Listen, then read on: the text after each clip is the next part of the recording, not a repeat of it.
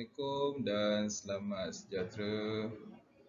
Terlebih dahulu saya ingin mengucapkan ribuan terima kasih kepada Dr. Loh Kah Chun sebagai penyelaras subjek saya. So hari ini saya ingin membentangkan berkenaan analisis keperluan latihan. Sebelum itu saya perkenalkan diri, nama saya Muhammad Hazwan bin Osman, nombor metrik 266058, Pelajar PJJ UiM Sintok, Kedah.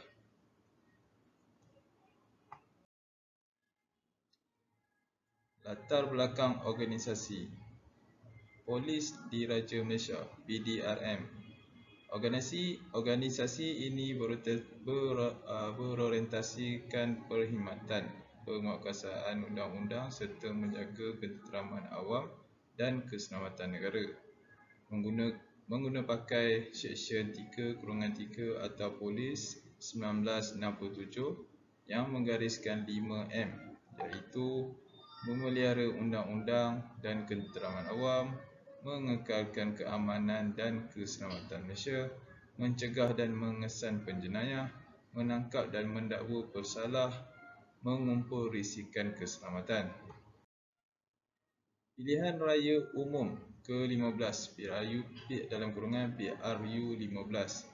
PDRM perlu berada dalam tahap kesiapsiagaan tinggi bagi menghadapi PRU 15. Jabatan Keselamatan Dalam Negeri dan Ketenteraman Awam KDNK mempunyai skop tugasan yang besar bagi mengatur gerak anggota, sumber manusia, latihan dan logistik secukupnya bagi memastikan PRU berjalan lancar. PRU 14 sebelum ini, KDNKA telah melaksanakan 5 fasa bagi meningkatkan keupayaan pasukan menghadapi sebarang kemungkinan. Sumber Esro Awani, 9 November 2017. Light Strike Force (LSF) atau dikenali sebagai Pasukan Tempur Ringan. Pasukan ini adalah salah satu unit yang akan diberi latihan kerana fungsinya dalam ketenteraman awam. Semasa PRU, unit LSF harus bersiap siaga jika sebarang keadaan rusuhan, provokasi dan penghimpunan haram akan diatur gerak ke lokasi berkenaan. Unit ini adalah unit pertama yang akan diatur gerak jika terjadinya rusuhan, penghimpunan aman yang bertukar ganas dan sebagainya. Hasil analisis keperluan latihan.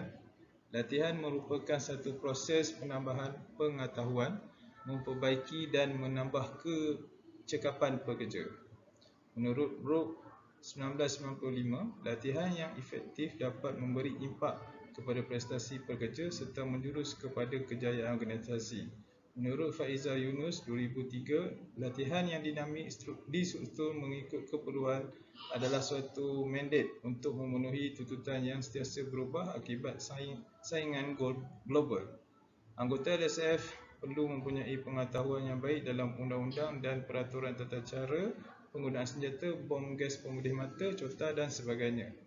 Latihan diperlukan sebagai latihan ulang kaji, penambahan ilmu, pengetahuan dan isu-isu semasa bagi menampakkan gambaran dalam bidang tugas LSF untuk menangani sesuatu keadaan. Menurut Fakhrunizam Jafri 2019, latihan merupakan suatu usaha yang teratur dalam pembelajaran dan pembangunan melalui ilmu pengetahuan, kemahiran fizikal, mental dan sikap berdasarkan pengalaman yang diperolehi untuk meningkatkan prestasi pekerjaan dengan lebih berkesan. Analisis keperluan organisasi. PDRM sebuah organisasi tertua di Malaysia dan telah menyambut ulang tahun yang ke-215. Namun terdapat kelemahan sering dilontar oleh masyarakat berkaitan mutu perkhidmatan anggota PDRM. Salah satu keperluan organisasi ini adalah latihan untuk mengatasi ketidakcekapan pegawai dan anggota yang dengan mewujudkan perkhidmatan yang terbaik dan pengetahuan yang tinggi dalam undang-undang serta peraturan dalam menangani berdasarkan suatu keadaan. Dapat merumuskan, organisasi ini memerlukan pendekatan latihan berterusan bagi meningkatkan prestasi pekerja, mencapai kemahiran, pengetahuan serta komitmen menjadi organisasi kerja cemerlang. Analisis keperluan tugas. Slogan PDRM. Polis dan masyarakat berpisah tiada. Ini menunjukkan anggota PDRM sentiasa berdepan dan memberi perkhidmatan kepada masyarakat tanpa mengenal latar belakang masyarakat. Masyarakat mempunyai pelbagai ragam yang harus ditempuhi oleh anggota PDRM di lapangan. Sebagai anggota PDRM, terlatih haruslah mempunyai sikap profesional dalam menangani sesuatu keadaan.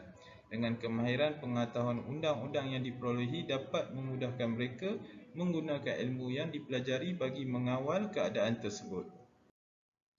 Analisis keperluan individu. LSF adalah satu unit yang digabung jika diperlukan dan diatur oleh Ketua Bahagian Ketenteraman Awam KBKA yang di lokasi operasi. Anggota LSF jika tidak dipanggil, mereka menjalani tugas hakiki mengikut bahagian masing-masing, tidak hanya tertumpu kepada skop penugasan LSF sahaja. Menjadi satu keperluan kepada pegawai dan anggota yang terlibat dalam operasi sebagai anggota LSF untuk menambah ilmu pengetahuan undang-undang berkaitan teknik dan taktik mengawal keadaan rusuhan. Laporan perancangan latihan. Latihan pemantapan Light Strike Force. Masalah yang wujud kekurangan anggota yang berpengalaman dan ada di kalangan anggota LSF yang sudah lama tidak diatur gerak sebagai unit LSF. Latihan ini memfokuskan kepada kecergasan fizikal, mental dan moral di kalangan pegawai dan anggota LSF. Meningkatkan kemahiran berfikir dan mencabar minda secara proaktif di mana mereka dapat membuat keputusan dan penilaian yang tepat semasa menghadapi keadaan genting di lapangan.